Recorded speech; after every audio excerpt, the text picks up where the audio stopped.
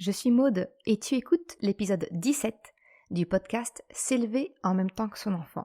Dans cet épisode, nous allons parler des relations entre frères et sœurs et quelles sont les erreurs à éviter pour limiter les conflits dans la fratrie.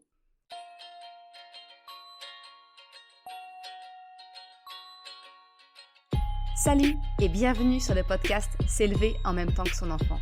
Je suis Maude, coach certifiée chez Mercredi, mais surtout maman de 3 enfants. Sur ce podcast, je t'aide à conjuguer la bienveillance avec la réalité de ton quotidien de maman. Utiliser ton choix d'une parentalité bienveillante comme un accélérateur de ton propre développement personnel. T'aider à changer de regard sur les situations que tu vis avec ton enfant pour t'en servir, pour grandir et apprendre sur toi. Hey, salut! Je suis contente de te retrouver pour ce nouvel épisode. Comme je te le disais en introduction, cet épisode va parler des relations entre frères et sœurs. Je vais essayer de te résumer le constat que j'en ai fait en fait, quelles sont des erreurs dans lesquelles on tombe très facilement en tant que parent, mais qu'il faut essayer de peut-être de corriger ou d'améliorer pour justement pouvoir avoir une influence sur la relation entre les enfants et éviter les conflits au sein de la fratrie. Alors, je parle de fratrie, mais peut-être n'as-tu qu'un enfant aujourd'hui, peut-être que tu comptes agrandir la famille ou pas du tout. Toujours est-il que tout ce que je te partage aujourd'hui, c'est vrai, certes, dans le cas des relations frères et sœurs, mais c'est également vrai dans n'importe quelle relation. Donc, si ton enfant a des amis avec qui il lui arrive de se chamailler, les conseils que je te partage aujourd'hui, ils s'appliquent complètement. Donc surtout, si tu as un enfant unique, ne pars pas en courant, parce que les conseils que je vais te partager, ils peuvent également t'être utiles. Maintenant que cette petite mise au point, elle est faite, je vais te partager aujourd'hui les erreurs dont j'ai moi-même pris conscience, et surtout, ce qui va t'intéresser, les solutions pour les éviter afin de te permettre de créer un climat qui favorise la bonne entente de ton enfant avec son frère ou sa sœur, mais également avec les autres enfants. Allez, sans plus attendre, on rentre dans le vif du sujet. La première erreur qui nuit aux relations des enfants, c'est quand on utilise le statut de grand ou petit. Alors, effectivement, dans le cas de frères et sœurs, souvent on dit ton grand frère, ta petite sœur, ta grande sœur, voilà. Tu le sais, les mots que l'on emploie, ils ont toute leur importance. Et c'est pourquoi j'ai carrément des épisodes qui sont dédiés aux pièges que peuvent révéler certains mots. Tu les as peut-être déjà écoutés, ce sont l'épisode 12 par exemple, avec le piège de « tu es grand maintenant » ou l'épisode 14, le piège du fameux « tu vas me manquer ». Pour en revenir à mon sujet, c'est qu'en fait, en plaçant un adjectif qualificatif pour désigner le rang de ton enfant, finalement, par rapport à l'autre, ce n'est pas neutre pour la relation des enfants entre eux. Alors je m'explique en prenant un exemple, ça sera beaucoup plus concret. Imaginons qu'on prend la configuration familiale de 2 enfants. Tu as une fille et un garçon. Dire à ta fille qu'elle a un petit frère, ou à ton fils qu'il a, à contrario, une grande sœur, cela a un impact inconscient sur leur relation, leur ressenti quant à leur place dans la famille. Et en aparté, c'est exactement la même chose si tu utilises des mots comme l'aîné, le cadet, le benjamin, etc. Ce que je te propose, c'est vraiment un changement de regard pour comprendre ce que sous-entend le mot grand ou petit lorsque tu parles de la position de ton enfant au sein de la fratrie. Alors tu vas te dire peut-être que Maud, elle chipote, que je joue sur les mots, que je coupe les cheveux en 4, mais permets-moi de développer mon idée pour te faire une idée. En fait, je vois 2 effets qui peuvent nuire à la relation entre tes enfants en utilisant des qualificatifs quant à leur place dans la famille. Le premier effet, c'est une notion de domination-soumission.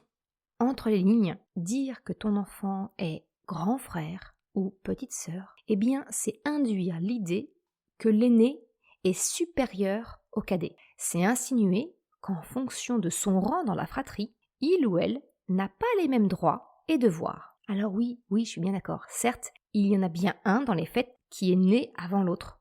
Mais est-ce que le fait que ton aîné soit né avant son frère ou sa sœur, est-ce que ça marque une différence entre tes enfants quant à leur relation entre eux? Est-ce que ça lui donne plus de droits ou d'obligations que son frère ou sa sœur? Est-ce que ça lui confère plus de pouvoir, plus d'autorité sur son frère ou sa sœur.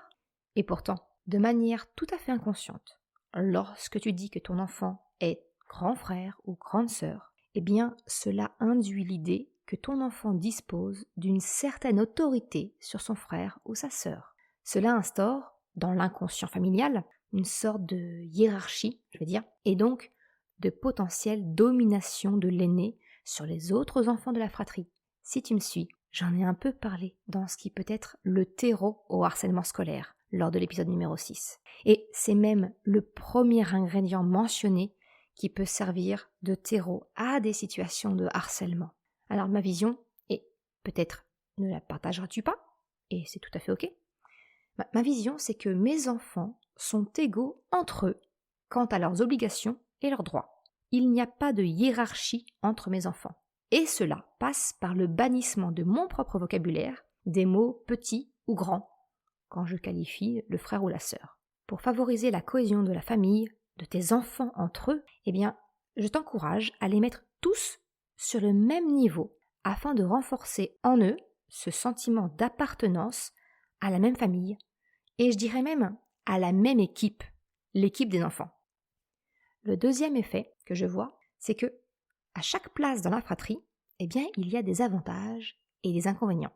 Le deuxième effet qui se coule, comme j'aime bien le dire, de préciser le rang de ton enfant au sein de la fratrie, eh bien, il est lié aux avantages et inconvénients que cela implique.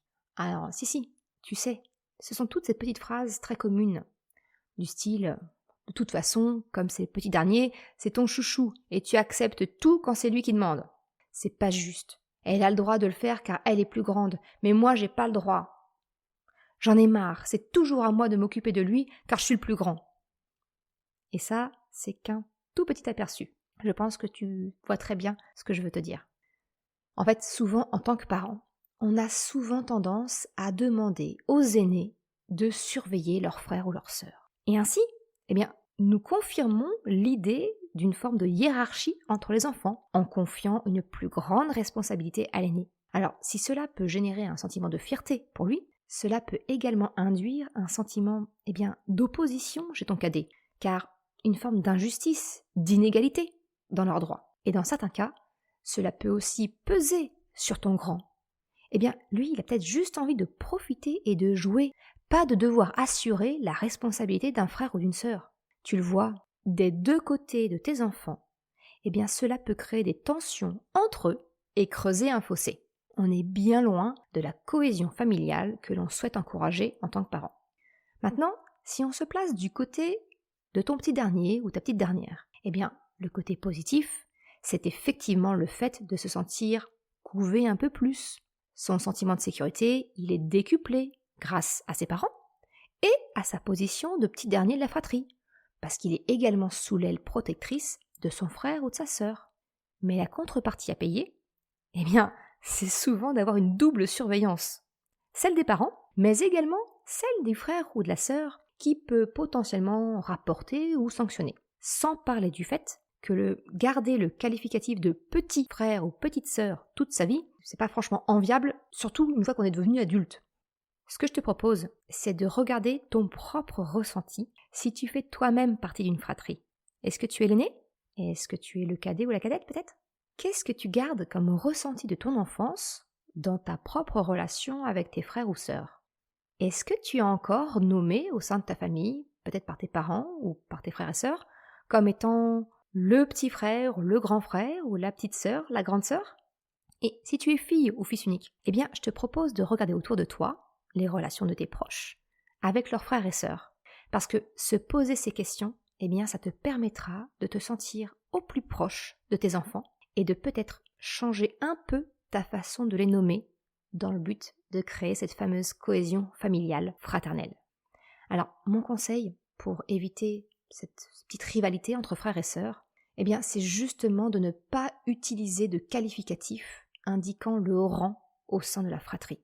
Mais de simplement dire, eh bien tiens, oui, allez-y ensemble, va jouer avec ton frère, par exemple. Je ne vais pas dire va jouer avec ton petit frère ou ton grand frère. Non, c'est vous y allez ensemble, tu vas jouer avec ton frère ou ta sœur. Et ça dans le but de renforcer l'égalité entre tes enfants quant à leur position au sein de la fratrie et d'éviter l'insinuation inconsciente d'une possible domination de l'un sur l'autre. La deuxième erreur qui peut générer des conflits dans la fratrie, c'est la comparaison entre les enfants.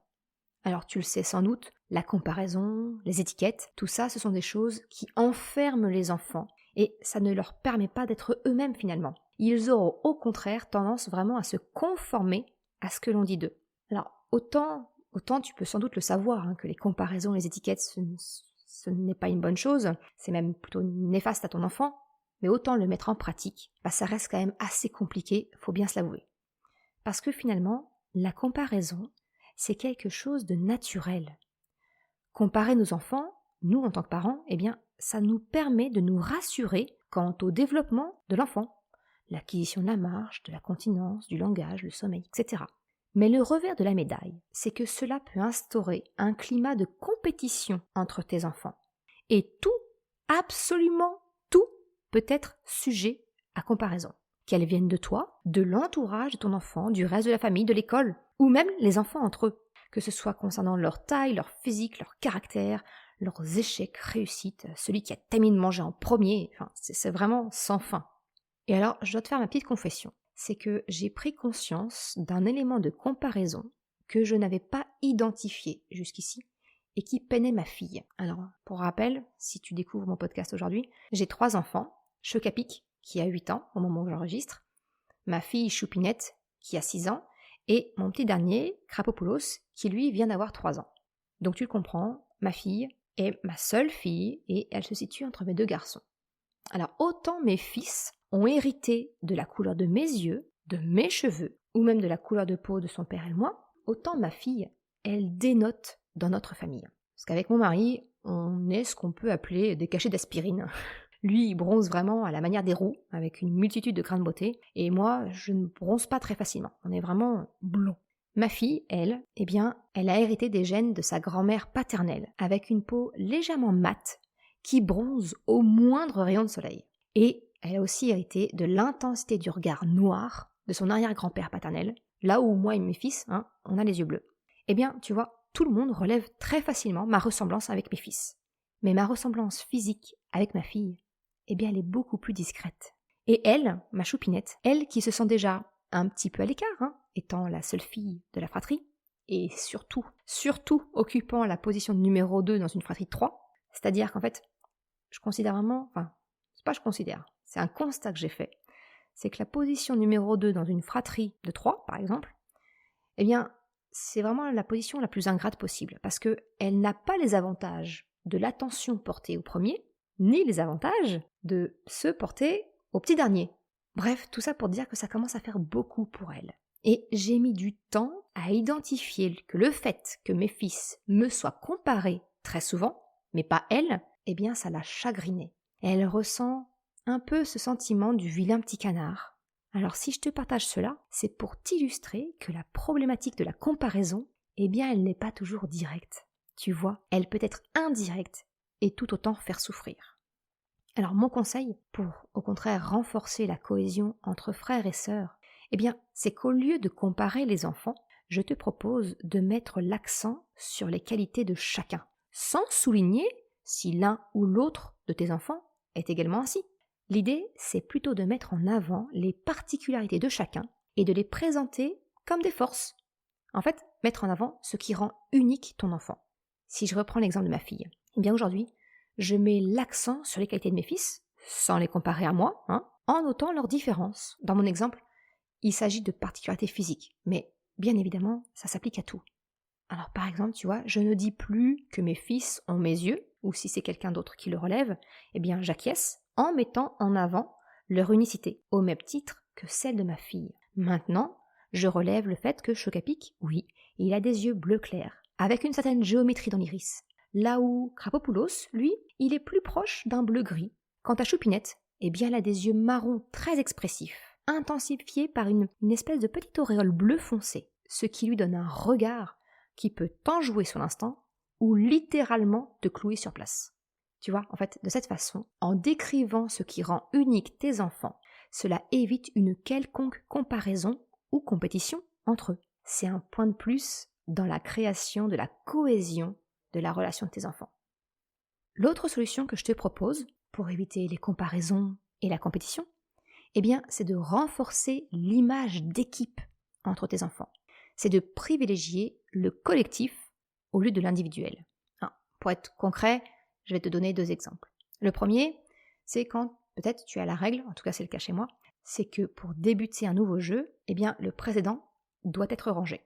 Si tu demandes à chacun de tes enfants de ranger leur chambre, par exemple, afin de commencer un jeu en famille, une balade à vélo ou que sais-je, le retardataire, il pénalisera toute la famille et il risque de se faire pointer du doigt. Tu comprends certainement que là, on s'éloigne vraiment de l'idée de la cohésion entre tes enfants. Ce que je préfère faire, et te propose d'adopter si l'idée te séduit, c'est de donner comme consigne que toutes les chambres doivent être rangées et d'insister que c'est un travail d'équipe. La différence peut te sembler minime. Mais dans le premier cas, je dis « chacun doit ranger sa chambre ». J'insiste sur l'individualité de la tâche. Ce que je te propose d'adopter ici, c'est de parler d'une manière globale. Toutes les chambres doivent être rangées. Ainsi, je renforce l'idée d'une équipe des enfants. Ils forment un groupe solidaire. Les plus grands, entre guillemets, peuvent aider les plus petits. S'ils ne le font pas, c'est ok aussi. Mais c'est de leur responsabilité si l'opération demande plus de temps. La responsabilité, elle est collective et partagée. C'est pas le petit dernier ou celui qui traîne les pieds qui est pointé du doigt. Un autre exemple, pour illustrer mon propos, c'est peut-être la préparation avant le départ à l'école. Si l'un de tes enfants traîne particulièrement les pieds le matin pour partir à l'école, il est très facile de sombrer dans la compétition en pointant du doigt l'enfant qui met tout le monde en retard pour partir à l'école ou au travail. Le risque, tu le comprends facilement, c'est que tes autres enfants en veuillent à celui qui est moins motivé. Et de son côté, lui, il risque de se sentir mal, honteux, coupable. Et du coup, peut-être encore un peu plus en colère de devoir partir pour pouvoir aller à l'école. Là, pour le coup, c'est vraiment un bel exemple de renforcement négatif ou comment auto-alimenter un cercle vicieux. Ce que je te dis là, c'est pas du tout du vécu. Si, bien sûr que si, c'en est. Bref, ce que je te propose, c'est encore une fois d'encourager le collectif dans les préparatifs. Tu peux demander à ceux qui sont prêts en premier, et non pas aux plus grands, si tu as suivi mon raisonnement jusqu'ici. C'est donc de demander au premier de donner un coup de main afin que tout le monde puisse partir à temps. Tu peux aussi proposer un ennemi, entre guillemets, un ennemi commun, afin de renforcer la cohésion du groupe. C'est quelque chose dont je t'ai parlé dans mon article où je te partage mes astuces quand un enfant ne veut pas partir. C'est vraiment de rendre ludique le départ en proposant de battre la montre ou le maître du temps, le fameux personnage de Fort Boyard. Ainsi, au lieu de focaliser sur celui ou celle qui induit le retard, le groupe focalise sur un objectif commun. Et là, rien de tel pour renforcer l'esprit d'équipe. L'erreur numéro 3 des parents, qui est un grand classique, c'est de rechercher l'égalité absolue entre les enfants. Et là, tu vas me dire, mais Maud, attends, c'est complètement contradictoire avec ce que tu viens de me partager. Tu me déconseilles d'insister sur la place de mon enfant, au nom de créer l'égalité entre les enfants, et maintenant, tu me dis que l'égalité absolue, c'est une erreur à éviter. Faut savoir à la fin. Alors oui, je sais, cela peut te paraître contradictoire. Et pourtant, je fais bien une différence entre les deux. Oui, je te conseille de gommer les différences entre tes enfants concernant leur place, leur rang dans la famille. Pour autant, vouloir l'égalité entre les enfants, c'est à mon sens un petit peu utopique. Ce que j'entends ici par égalité, c'est si un de mes enfants souhaite un cadeau spécifique pour son anniversaire ou pour Noël, rechercher l'égalité, ce serait de choisir un cadeau similaire pour tes autres enfants. En tant que parent, on cherche à être le plus juste possible entre nos enfants, que ce soit en termes d'amour, de présence, mais aussi d'un point de vue matériel. Je me souviens, mon beau-père, il voulait offrir à chacun de ses enfants une voiture à leur permis. Sauf que, en fait, avec l'écart d'âge des enfants, le cadet a bénéficié d'une voiture avec un meilleur équipement, parce qu'entre-temps, les équipements des voitures avaient évolué. Alors tu vois, il est normal et il est noble de vouloir être juste et équitable entre les enfants. Mais à vouloir l'être absolument, nous pouvons, sans nous en rendre compte, ne plus l'être du tout. Et au contraire, générer un sentiment d'injustice chez l'autre enfant. Alors, si je te prends un exemple un peu plus proche de ta vie actuelle, que le fait d'offrir une voiture aux 18 ans de tes enfants. Par exemple, c'est qu'à la naissance de ton deuxième, tu as sans doute voulu être toujours aussi présente et aimante auprès de ton aîné. Mais voilà, un nouveau-né, ça a des besoins vitaux. Et tu n'as pas pu être aussi présente que tu l'aurais aimé et souhaité avec ton grand. Et c'est normal. Pourtant, ce n'est pas équitable, ce n'est pas juste. Et c'est souvent ce qui peut générer un sentiment de jalousie. Eh bien, ce que je souhaite te faire prendre conscience, c'est que tes enfants auront toujours des besoins qui leur sont propres et spécifiques, même en grandissant. Et que donc, ta quête de l'égalité absolue, elle est vaine. Mon conseil pour renforcer la relation entre tes enfants, eh bien, ce que je te propose à la place, c'est de chercher à coller au plus près des besoins de chacun, dans le but d'être équitable pour chacun d'eux, et non pas d'être équitable entre eux. Est-ce que tu vois la différence? Il s'agit de rester à l'écoute des besoins spécifiques de chacun de tes enfants. Ce n'est pas parce que l'un de tes enfants te demande des cartes Pokémon, tout à fait par hasard, encore une fois, c'est complètement du vécu, eh bien ce n'est pas parce qu'il te demande des cartes Pokémon que tu dois en acheter à tous tes enfants afin d'être équitable. L'idée ici, ce serait plutôt de demander à chacun de tes enfants ce qui lui plairait comme petit cadeau également. Par exemple, d'autres cartes autocollantes type Panini, parce que oui, ma confession, c'est que oui, je l'ai faite, cette erreur.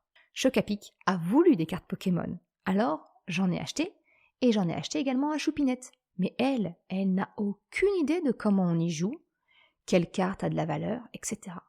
Alors certes, elle est heureuse d'avoir comme son frère, mais il aurait été mieux de lui demander ce qu'elle désirait à la place, afin de répondre à son besoin à elle. Ça aurait évité d'avoir des cartes de perdu, des cartes qui sont abandonnées et non utilisées.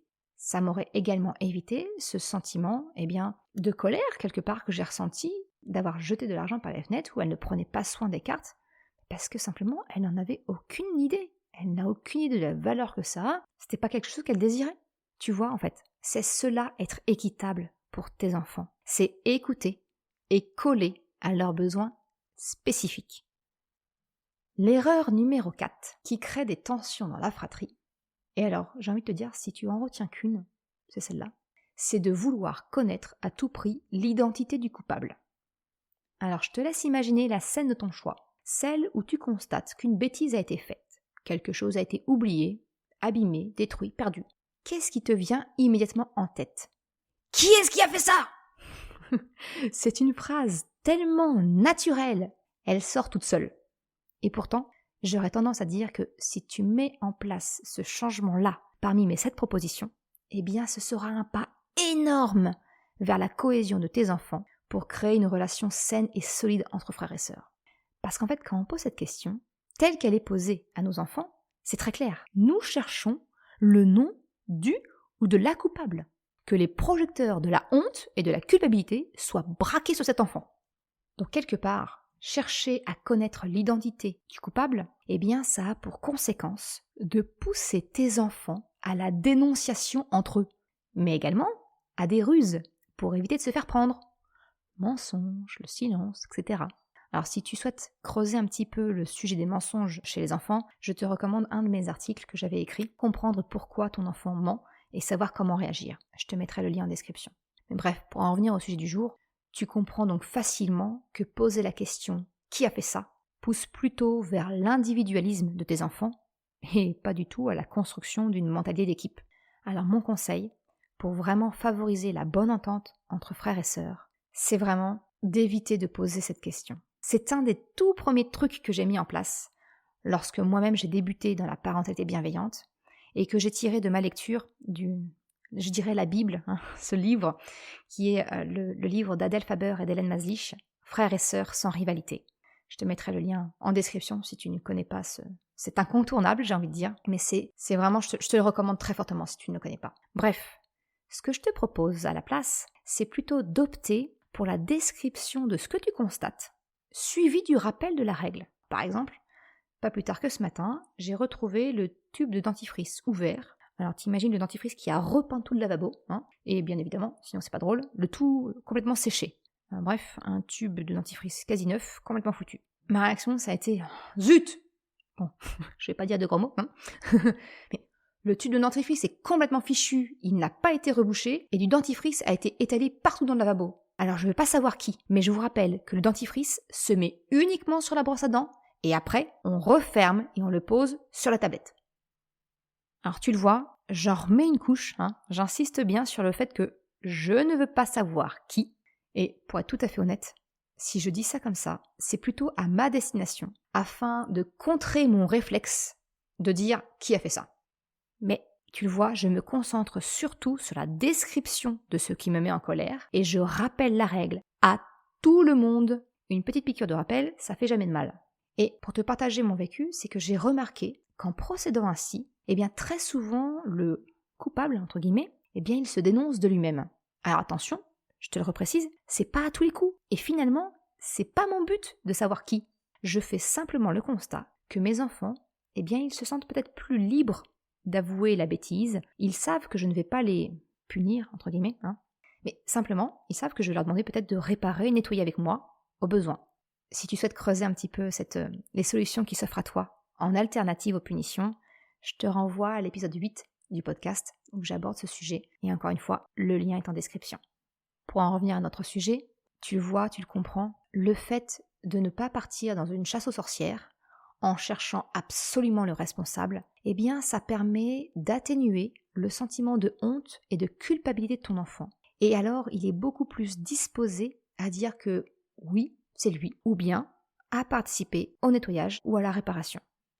Quand mon enfant se dénonce, tu vois, j'ai pour habitude de toujours le remercier pour son honnêteté. Et je continue sur le rappel de la règle en l'énonçant à tout le monde et pas seulement à celui qui est concerné.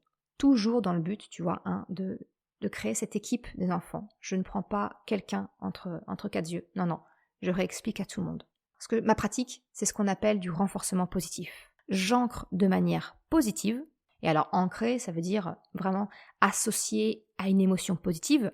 Et ici, dans le cas de mon exemple, pour mon enfant, c'est peut-être le soulagement. Je l'associe à un comportement que je souhaite voir se répéter. Et dans le cas-là, c'est l'honnêteté de mon enfant. Tout ça, c'est parce que finalement, qu'est-ce qu'on recherche ? C'est simplement que notre cadre, nos règles de la maison, elles soient respectées. C'est ça qui est le plus important. Parce que ça ne te rapporte rien finalement de savoir qui ne les respecte pas, si ce n'est pouvoir passer tes nerfs sur la personne. Mais tu avoueras, ce n'est pas très constructif. Ce qui est important, c'est que les règles soient comprises de tout le monde. Donc pour cela, tu n'as pas besoin de trouver un coupable. L'erreur numéro 5 des parents lorsque les enfants se disputent entre eux, c'est d'intervenir. C'est encore une fois un grand classique pour nous les parents, d'intervenir quand nos enfants se disputent, quand le ton monte. Seulement voilà, intervenir dans la relation entre tes enfants, entre un frère et une sœur, ça a quelques inconvénients que je voudrais te faire prendre conscience aujourd'hui. Le premier inconvénient de ton intervention, c'est que finalement ça te donne le sentiment d'être le gendarme ou l'arbitre entre tes enfants. Cette impression vient du fait que ton intervention, lors d'une dispute, elle fait basculer la relation parent-enfant dans ce qui s'appelle le triangle de Karpman. Alors le triangle de Karpman, je t'en ai parlé dans l'épisode 6, où je te donne les clés pour aider ton enfant dans des situations de harcèlement. C'est ce qu'on appelle le triangle dramatique, du nom du docteur Stephen Karpman, qui a mis en évidence ce scénario relationnel des jeux, entre guillemets, des jeux psychologiques. Si on peut appeler ça des jeux, Bref. Toujours est-il que dans ce scénario relationnel, il y a 3 protagonistes. Le persécuteur, la victime et le sauveur.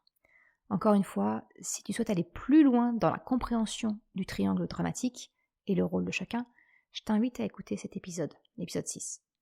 Donc, quand en tant que parents, nous intervenons entre les enfants lors d'une dispute ou lors d'un conflit, en fait, nous prenons automatiquement et inconsciemment la position de sauveur de ce triangle. Et on place de facto l'enfant agresseur en persécuteur et celui qui se plaint comme la victime. Et la solution, elle devient inextricable sans ton aide. C'est pour cela que tu as souvent l'impression d'être le gendarme ou l'arbitre avec tes enfants. C'est parce que tu interviens volontairement ou sur la demande d'un de tes enfants. Tu interviens et tu prends cette place de sauveur. Le deuxième effet qui se coule du triangle de Karpman, c'est que l'enfant qui se sent agressé, qui se positionne en victime, il a intégré le fait que tu viendras en sauveur, et donc il aura tendance à tirer la sonnette d'alarme de plus en plus tôt au moindre signe d'hostilité de la part de son frère ou de sa sœur. Si, tu le sais, tu ne comptes plus les appels du style « Maman, il m'embête !» qui ne sont finalement rien de moins qu'un appel à l'aide, un appel au sauveur. Eh bien, ne pas entrer dans le cercle vicieux du triangle dramatique, c'est donc t'éviter tout un tas de sollicitations et de demandes d'intervention de la part de tes enfants. Alors, je continue de lister les inconvénients de l'intervention. Je te propose une solution à la fin. Je vais pas te laisser comme ça, sois rassuré. Le deuxième inconvénient d'intervenir, c'est que finalement, tu prends parti et donc tu sèmes des graines de colère et d'injustice. Intervenir entre tes enfants, ça signifie prendre parti. C'est consoler celui qui est blessé ou embêté, et c'est réprimander celui qui agresse, qui énerve, qui embête. Si cela peut te sembler juste à tes yeux à toi, eh bien aux yeux de tes enfants, ce n'est pas toujours le cas. Parce que lorsque nous intervenons en tant que parents dans la relation entre frères et sœurs, on n'a pas connaissance de tout le contexte, de tout l'historique. On a souvent même, quelquefois, 2 versions qui peuvent être complètement dissonantes. On peut donc facilement se tromper sur l'identité de la victime ou de l'agresseur, et donc susciter un sentiment de colère, voire d'injustice, chez un de tes enfants. De plus, tu comprends bien qu'en intervenant, tu t'éloignes de la notion d'équipe, de la famille soudée dont je te parle depuis le début de l'épisode et à laquelle tu aspires. Comment espères-tu susciter la cohésion de tes enfants au sein d'un groupe soudé quand tu interviens pour diviser et trancher en faveur de l'un ou de l'autre de tes enfants? Dit comme cela, je pense que tu vois l'incohérence que suscitent les interventions parentales. La seule chose que tu y gagnes, ce sont les possibles graines de colère et d'injustice de la part de l'un de tes enfants. Alors là, je sens pointer une objection de ta part. Alors, ne pas intervenir, ok. Mais si mon enfant pousse, tape, mord son frère ou sa sœur, je vais tout de même pas ne rien faire et laisser continuer cette violence. Alors effectivement, on est bien d'accord. La violence, qu'elle soit physique ou verbale, elle n'est pas acceptable. Mais réagir ne signifie pas obligatoirement intervenir. Intervenir, ça signifie agir entre. C'est prendre part à une action. Ce que je te propose dans ce cas-là, c'est de séparer physiquement tes enfants afin de les protéger tous. Pas seulement celui qui subit, mais l'ensemble des protagonistes de la bagarre. C'est leur rappeler que la violence, elle n'est pas acceptable. Qu'ils ont le droit de ne pas être d'accord. Ils ont le droit d'être en colère. Mais une seule obligation, le respect des uns et des autres. En procédant ainsi, tu t'adresses à tout le monde, et pas spécifiquement à l'agresseur, ce qui aurait eu l'effet de te placer en sauveur. En agissant ainsi, tu te places quelque part en spectateur de la relation, celui qui rappelle les règles à tout le monde. Quelquefois, les enfants sont tellement dans un pic d'adrénaline qu'il leur est impossible de réfléchir et de rationaliser. Ils sont complètement sous l'emprise de la puissance de leurs émotions et il leur faut un peu de temps pour retrouver leur esprit. Tu peux alors leur proposer de se séparer physiquement dans des pièces à part afin de laisser la tension redescendre. Et je te fais un petit aparté, parce que si savoir accompagner les émotions de ton enfant, eh bien c'est quelque chose qui t'intéresse et que tu souhaites développer, tu peux télécharger mon guide, la boussole des émotions, que j'offre sur mon site. Encore une fois, je te mets le lien en description de cet épisode. La solution que je te propose d'adopter pour pacifier les relations entre frères et sœurs et éviter de tomber dans le triangle dramatique, de devenir un arbitre sans cesse sollicité pour pouvoir préserver la cohésion, l'esprit de groupe de ta fratrie, eh bien c'est de prendre une place d'écoute et de médiateur. Tout d'abord, écouter. Eh bien écouter, c'est accueillir la version de chacun, sans jugement ni opinion de ta part. De cette façon, tu accueilles les besoins et les émotions de chacun de tes enfants, tous sur un pied d'égalité de traitement, afin de ne pas susciter de sentiments d'injustice ou de colère supplémentaire. Il n'y a pas de petit chouchou ni de vilain petit canard. Non, tous pareils. Et comme les émotions et les besoins de chacun sont accueillis, eh bien tu fais redescendre la tension chez eux. Vraiment, se sentir écouté, ça a un fort pouvoir de soulagement. Le deuxième point, c'est de devenir médiateur. Ce que je te propose, après avoir écouté tes enfants et accueilli les émotions de chacun, eh bien, c'est de résumer ce que chacun a dit, sans interprétation ni jugement, et de te positionner en Suisse. Tu es neutre et tu n'as pas d'opinion sur la question. Ton rôle, c'est d'être un support entre tes enfants afin de les encourager à trouver par eux-mêmes un compromis acceptable pour chacun. Et non pas être acteur. Si tu agis, tu interviens. Et donc tu reprends cette position de sauveur dans le triangle relationnel. Ma proposition ici, c'est vraiment de changer de posture pour adopter celle d'un coach presque. Parce qu'un coach, ça ne donne pas de solution. Il accompagne les personnes à trouver les réponses qui leur conviennent en posant les bonnes questions. C'est exactement ce que je propose dans mes accompagnements individuels. Bref, être médiateur, c'est finalement accompagner tes enfants à savoir rechercher un compromis par eux-mêmes. Et tu le sais, sur ce podcast, je te parle beaucoup de rechercher le compromis. C'est d'ailleurs le cœur de l'épisode 11 dans lequel je t'explique pourquoi et comment dire non avec bienveillance à ton enfant. Dire non, ce n'est pas fermer une porte, c'est chercher un compromis satisfaisant pour tout le monde. En apprenant ainsi à tes enfants à rechercher par eux-mêmes un compromis, eh bien tu plantes une graine supplémentaire pour créer une cohésion familiale entre tes enfants. De plus, ils apprennent à travers la sphère familiale comment savoir sortir d'un conflit, ce qui franchement leur sera grandement utile dans leur vie privée et même professionnelle en grandissant. Ça leur permet également de développer une certaine forme de confiance en eux, en leur capacité à savoir sortir seuls d'une situation conflictuelle.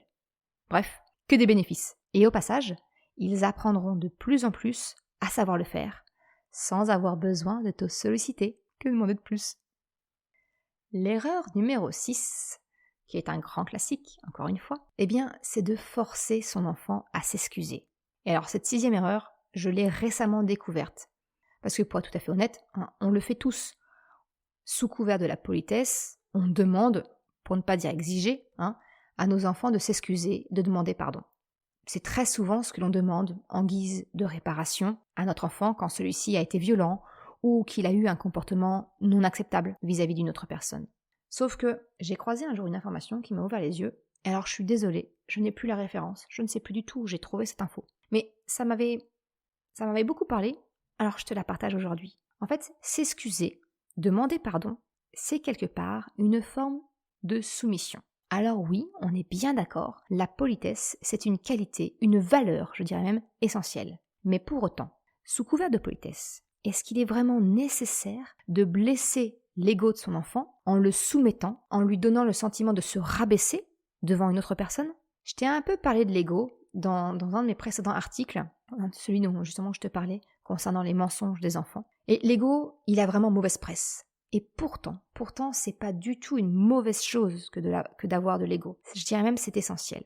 Si tu souhaites creuser le sujet, je t'invite à lire l'article associé. Et pourquoi pas même me laisser un commentaire si tu veux que je le développe encore plus, parce que ça pourrait faire l'objet d'un épisode de podcast à part entière. C'est un sujet où il y a beaucoup à dire. Bref, avec ce constat, je te propose, c'est de soigner l'ego de ton enfant et de lui demander, non pas de s'excuser ou de demander pardon, mais de lui proposer de se réconcilier. Alors encore une fois, tu peux peut-être avoir le sentiment que je joue sur les mots, mais si demander pardon ou s'excuser a une connotation de soumission, de passivité, parce qu'en fait, on demande à l'autre de nous pardonner. On n'est pas du tout acteur, mais on est dépendant de l'autre. Et bien au contraire, le fait de se réconcilier fait de nous une personne actrice de la relation. La réconciliation, elle nécessite une action des deux protagonistes de la dispute. L'un n'est pas dépendant, passif de l'autre. Non. Et ça, ça change tout pour l'ego. Donc ce que je te propose de retenir pour cette 6e erreur, c'est de ne plus spécialement demander à ton enfant de s'excuser ou de demander pardon, mais au contraire, de lui demander s'il souhaite se réconcilier avec son frère ou sa sœur. Et ça change tout. La dernière erreur, finalement, pour terminer cet épisode, je vais revenir sur un point essentiel. Cette erreur, c'est de vouloir que ses enfants s'aiment à tout prix. C'est tellement essentiel, en fait, que l'on oublie complètement le fait que avoir un frère ou une sœur, c'est finalement une relation que l'on n'a pas choisie. On choisit ses amis, mais on ne choisit pas du tout sa famille. Et il est tout à fait possible que malgré tes efforts, que tes enfants ne s'apprécient pas. Peut-être que s'ils n'avaient pas ce lien de sang ou de cœur, par ton intermédiaire, ils ne seraient jamais devenus proches, jamais devenus des intimes. C'est un fait. Et probablement l'une des choses les plus difficiles à accepter en tant que parent. Alors, tu m'excuseras, je n'ai pas de solution à cela. Mais je ne pouvais pas ne pas te partager cette remarque. Lorsque mes enfants s'écharpent, mais vraiment au plus haut point, quelquefois cette pensée, elle m'effleure. Et alors, je leur répète, ils ont le droit de ne pas s'aimer, mais je leur demande de se respecter, comme n'importe qui. Parce que ça, c'est vrai pour ton enfant, mais également pour toi, ne l'oublie pas. On peut ne pas plaire à tout le monde, mais chacun a le droit au respect. En tout cas, c'est ce en quoi moi, je crois. C'est une de mes valeurs fortes. C'est donc sur ces mots que je termine l'épisode d'aujourd'hui. J'espère que ça t'aura donné quelques pistes à mettre en place pour aider tes enfants à être soudés et développer une belle entente entre eux. Je te remercie d'avoir écouté cet épisode jusqu'à la fin. Encore une fois, tu retrouveras une retranscription et tous les liens sur le site mercredi.com. Si tu as aimé cet épisode, s'il t'a été utile, je t'invite à le partager, à en parler autour de toi, ou si le cœur t'en dit, de me laisser un commentaire ou une note de 5 étoiles sur Apple Podcast. Cela me permet de faire connaître le podcast et m'encourage à progresser. Un grand merci à celles et ceux qui prendront le temps de le faire. Je te souhaite une excellente journée, après-midi, soirée, quel que soit le moment où tu écoutes, et je te dis à la semaine prochaine pour un nouvel épisode. Ciao!